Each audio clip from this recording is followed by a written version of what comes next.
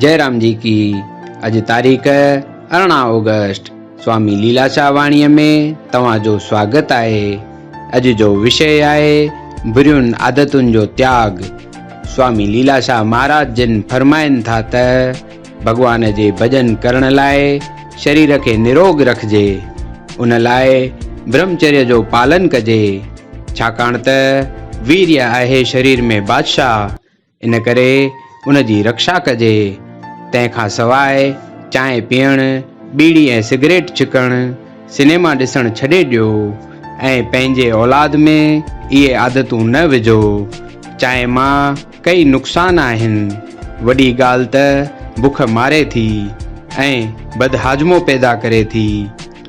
Cigarette छिकण मां cancer ऐं सिलह जहिड़ियूं नुगरियूं बीमारियूं थियनि थियूं। सिनेमा चरित्र ते बुरो असर करे थी ऐं सभ खां वधीक पैसे जो जान थिए थो। जयराम जी की। यादि रखो त शेवा सभ खां वॾी शइ आहे। जयराम जी की।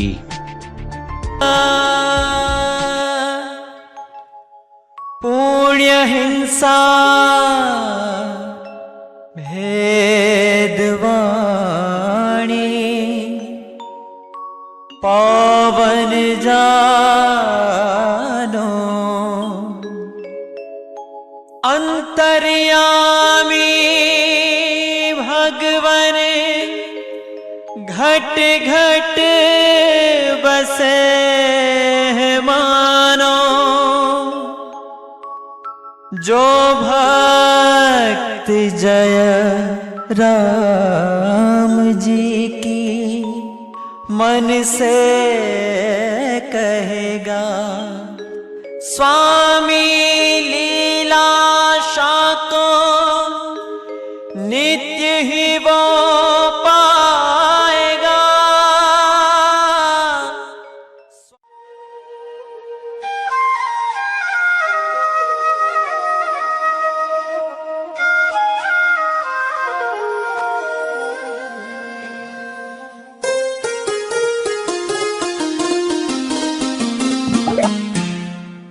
कर महर मुंहिंजा साईं, बचड़न ते तू सदाई। मां दास तुंहिंजे दर ते झुकंदो रहां सदाई। कर महर मुंहिंजा साईं, बचड़न ते तू सदाई। मां दास तुंहिंजे दर ते झुकंदो रहां सदाई। कर महर मुंहिंजा साईं।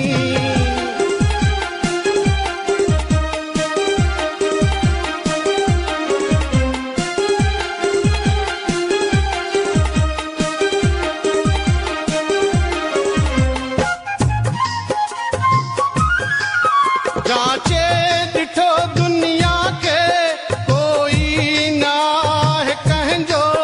कर बाज बाजवारा छुटे दरना हाणे तुंहिंजो।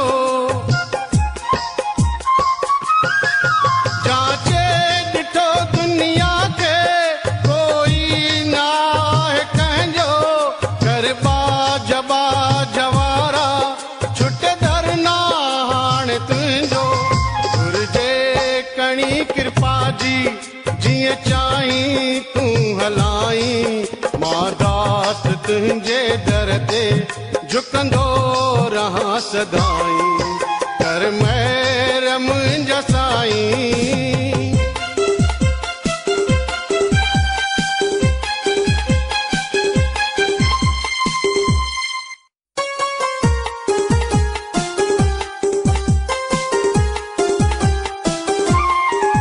मूंखे आहे ओट तुंहिंजी ऐं तुंहिंजो आसहारो।